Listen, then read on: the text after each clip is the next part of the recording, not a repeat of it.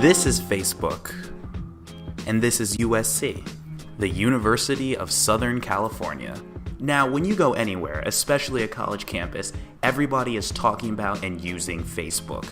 I mean, you can't go into any form of media without finding some reference to Facebook. We'll always be friends on Facebook. He woke up with 30 new Facebook friends and no idea how they got there. Bosnia. They don't have roads, but they have Facebook. But I'm not gonna lie, I'm one of those people who's always on Facebook. For multiple reasons, for friends, family, just chatting, looking at pics. But more importantly, I'm also a Trojan. So I think it's time to see if the USC Trojans are well represented on Facebook.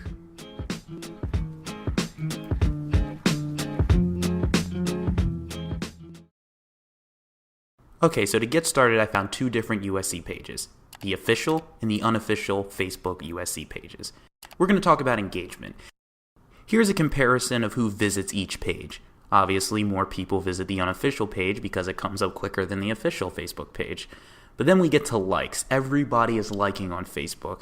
You see the university you go to? They push the like button. And people tend to be liking the actual official USC page. Probably because it has the most information. We'll get to that later. Engagement also has to do with talking about. Talking about really includes if anybody really writes the words University of California or USC in their status updates or in their messages. Basically, if you mention it, it shows up on the USC page.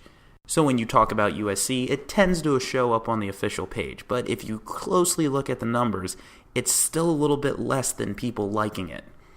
But like I said with engagement, it's all about what is being added to the page and who is adding it. Right here, the graph is simple. It either says, yes, you are free to post whatever you want, or no, you aren't free. As you can see, the official USC page lets you post whatever you want. Students can get on it, they can add some information that they like. A little bit more accessibility, and therefore more engagement. And hopefully this accessibility allows college students to use Facebook in a more collegiate way. Piece of cake.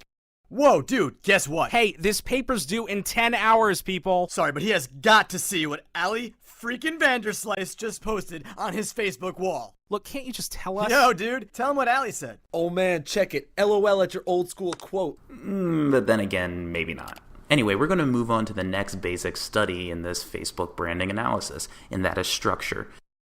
Structure is simply put how the web page is set up. What windows are on the side, what links are present, and how is this all organized? Well, as far as how that's organized, Facebook has that covered. If you've ever been on a Facebook page, you've always seen this on the side. Right here on the side is your basic wall where you write your posts, your info, your pictures, and any other social networking link. What are each of these pages doing to connect to other sites? I mean, look at the official and unofficial Facebook USC pages. This basically counts the amount of links on each of these pages. Now, clearly, the official page has way more links on it than the unofficial page. You don't even need a number. But for the sake of this presentation, yeah, I know, and this doesn't even include the links on the left-hand side.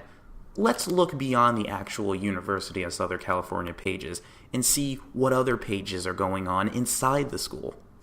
So this chart basically represents the online representation on Facebook of each of these groups. Now, without getting too heavy into specifics, you can easily see that the College of Letters, Arts, and Sciences, the USC Bookstore, and the USC Alumni Association are pretty equal in their representation.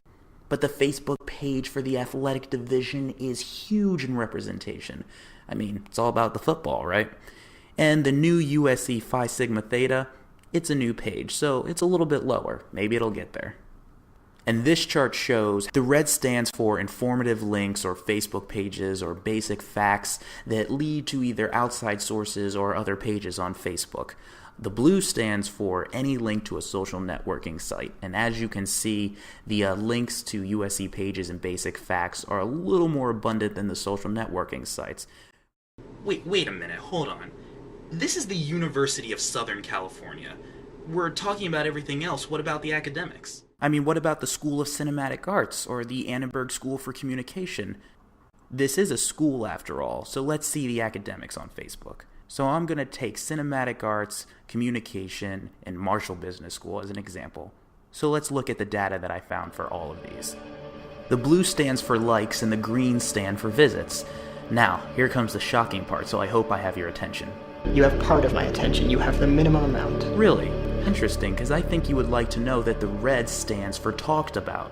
That's right, talked about. Everybody's liking the page, everybody may be seeing the page, but nobody's communicating about it, even on Facebook. I mean, look at these numbers.